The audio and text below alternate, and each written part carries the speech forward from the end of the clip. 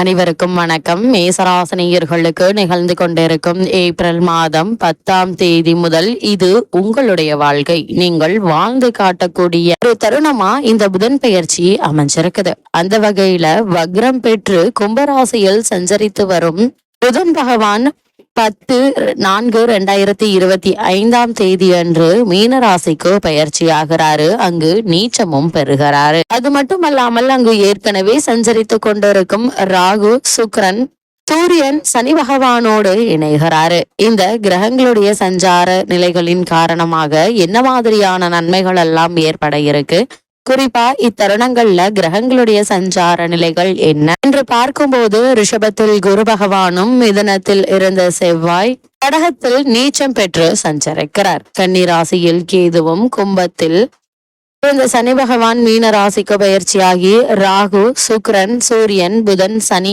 என அனைத்து கிரகங்களும் இணைந்து சஞ்சரிக்கிறாங்க. இந்த கிரகங்களுடைய சஞ்சார நிலைகளின் காரணமாக உங்களுடைய வாழ்வில் குடும்ப சூழ்நிலை ரீதியாக உத்தியோகம், தொழில், வியாபாரம், கலைத்துறை, அரசியல் துறை, மாணவ மாணவிகள், விவசாய துறையினர், பெண்மணிகள் என அனைவருக்குமே என்ன மாதிரியான நன்மைகள் எல்லாம் ஏற்பட இருக்கு என்பது குறித்தான முழுமையான பதிவு தான் இந்த வீடியோல நம்ம விரிவா பார்க்க போகிறோம். அதற்கு முன்னாடி புதன் பகவானை பற்றி சற்று விரிவாக தெரிந்து கொள்வோம். புதன் பகவானை பொறுத்த வரைக்கும் பொன் கிடைத்தாலும் புதன் கிடைக்காது என்று சொல்வார்கள். அதாவது இந்த இடத்தில் பொன் என்பது செல்வத்திற்கான அதிபதி குருவை குறிக்கும். ஜாதகத்தில் குருவினுடைய பலம் இருப்பதை விட புதன் பலமாக இருக்க வேண்டும் என்பதையே சூட்சமமாக குறிப்பிட்டுள்ளனர். அது மட்டுமில்லாமல் புதன் பகவானை பொறுத்த வரைக்கும் கல்வி, கலை, வித்தைகளுக்கு அதிபதி புதன் கிரகம். எந்த ஒரு விஷயத்தையும் கண்ணால் பார்த்தவுடன் அதை கையால் செய்வதற்கு புதனுடைய அனுகிரகம் வேண்டும். கற்றவர்களுக்கு சென்ற இடமெல்லாம் சிறப்பு. நன்கு படித்தவர்கள் கை நிறைய சம்பளம் வாங்குவதை கண்கூடாக பார்க்கிறோம். நம் வாழ்க்கைக்கு அடிப்படையான கல்வி செல்வத்தை வழங்குபவர் புதன் பகவான்.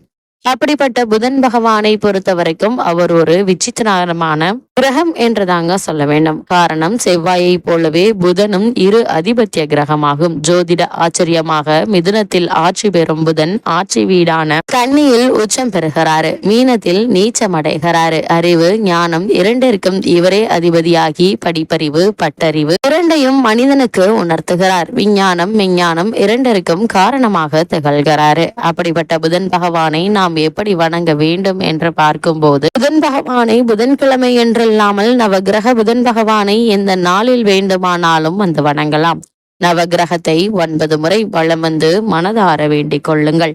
வேண்டியதெல்லாம் புதன் பகவான் தந்தருள்வார் என்பது ஐதீகமாக உள்ளது. அது மட்டுமில்லாமல் 6 லக்னங்களில் பிறந்தவர்களில் புதனுடைய வலு குறைந்து பலவீனமாக இருப்பவர்கள் சீர்காழிக்கு அருகில் இருக்கும் திருவெண்காடு என்னும் ஊரில் கோவில் கொண்டிருக்கும் சுந்தரேஸ்வரரை புதன்கிழமையில் சென்று வழிபட்டால் நல்ல பலன்கள் கிடைக்கும். சென்னையில் இருப்பவர்கள் போரூரிலிருந்து குன்றத்தூர் செல்லும் வழியில் இருக்கும் கோவூரில் குடிக்கொண்டிருக்கும் சுந்தரேஸ்வரரை வணங்கினால் கூடுதலான பலனை பெறலாம் என நம்பப்படுகிறது. அந்த வகையில் மேசராசியை சேர்ந்த அஸ்வினி, பரணி, கிருத்திகை முதல் பாதம் வரை உள்ள நட்சத்திரக்காரர்களுக்கு குடும்ப சூழ்நிலை ரீதியாக என்ன மாதிரியான நன்மைகள் எல்லாம் உங்களுடைய வாழ்வில் ஏற்பட இருக்கு என்று பார்க்கும் போது, இந்த புதன் பயிற்சி தருணங்களை பொறுத்த வரைக்கும் இந்த தருணங்கள்ல ராசிநாதன் செவ்வாய் வீரியஸ்தானத்தில் இருப்பதால செயல்கள்ல ஊக்கமும் தைரியமும் அதிகரிக்கக்கூடிய ஒரு தருணமா தான் இந்த புதன் பயிற்சி அமைஞ்சிருக்குது. அது மட்டும் இல்லாம லாபஸ்தானத்தில் ஆட்சி பெற்ற சனி தொழில் வணிகத்தில் முன்னேற்றத்தை செய்யுங்க. லாபத்தை தரும் விதத்தில் இருப்பதால எதிர்பாராத விதத்தில் பல லாபங்கள் உங்களுக்கு கிடைக்க இருக்கு.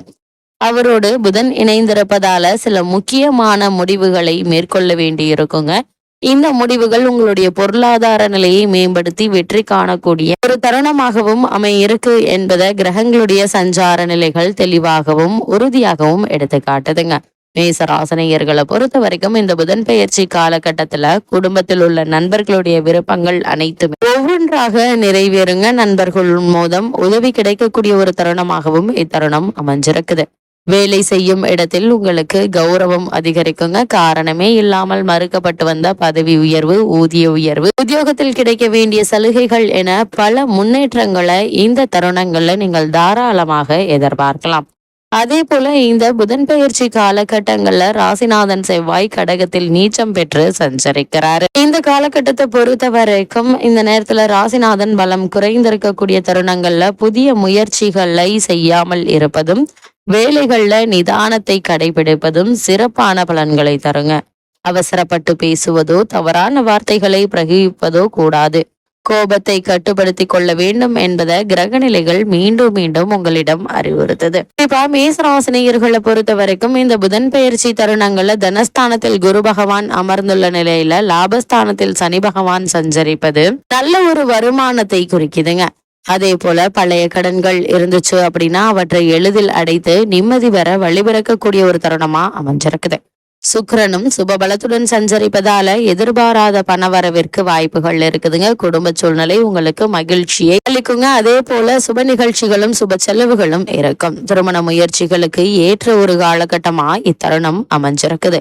அதே போல மேசராசியை சேர்ந்த கன்னியருக்கு மனதிற்கு மகிழ்வை அளிக்கக்கூடிய நல்ல ஒரு வரன் அமையும் என்பதையும் கிரக நிலைகள் தெல்ல தெளிவாக அறிவுறுத்துதுங்க. வெளியூர் பயணங்கள் லாபகரமாக இருக்குங்க. அதே போல ஜென்ம ராசியில் கூடிய விரைவில் சூரியன் உச்சபலம் பெற்று திகழ இருப்பதால அர்த்தாஷ்டகத்தில் செவ்வாய் நிலை கொண்டிருப்பதாலும் உஷ்ண சம்பந்தமான உபாதைகள் ஏற்படுவதற்கான வாய்ப்புகள் அதிகம் இருக்கு. அதனால் சிறு உடல் உபாதை என்றாலும் கூட உடனே மருத்துவரிடம் அணுகி அதற்கான சிகிச்சை எடுத்துக்கொள்வது மிக மிக நல்லது என்பதை கிரகநிலைகள் மீண்டும் மீண்டும் அறிவுறுத்துது. அதே போல் மேசராசி சேர்ந்த உத்தியோகஸ்தர்களுக்கு இத்தருணங்கள்ல மேலும் என்ன மாதிரியான நன்மைகள் எல்லாம் ஏற்பட இருக்கு என்று பார்க்கும்போது கிரகநிலைகள் மிகவும் அனுகூலமாக அமைஞ்சிருக்குதுங்க.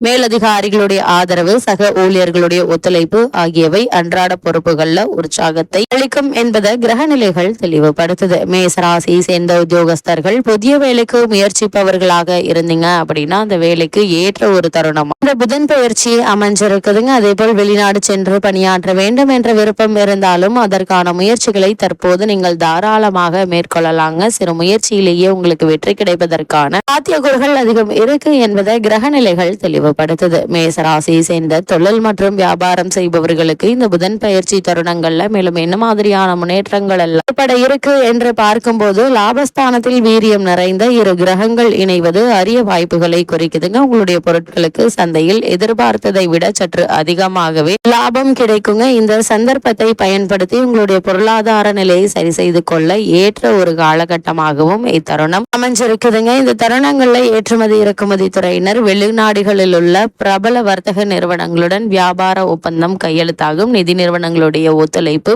உதவியும் உங்களுக்கு கிடைக்க இருக்கு என்பதை கிரகநிலைகள் தெல்ல தெளிவாக அறிவுறுத்துது. மொத்தத்துல மேசராசினியர்களுக்கு இந்த புதன் பயிற்சி உங்களுக்கு எதிர்பாராத முன்னேற்றத்தை தரக்கூடிய ஒரு பயிற்சியா அமைஞ்சிருக்குதுங்க. இக்காலகட்டங்கள்ல கிரகநிலைகளின் ரீதியாக கூறப்படும் பரிகாரம் என்ன என்று பார்க்கும்போது சிகப்பு நிற பூக்களால் முருகனையும் துர்க்கையையும் வணங்கி வாருங்கள். எண்ணற்ற நன்மைகள் உங்களுடைய வாழ்வில் ஏற்படும் என்பது கிரகங்களுடைய சஞ்சார நிலைகள் தெளிவாகவும் உறுதியாகவும் எடுத்துக்காட்டுது.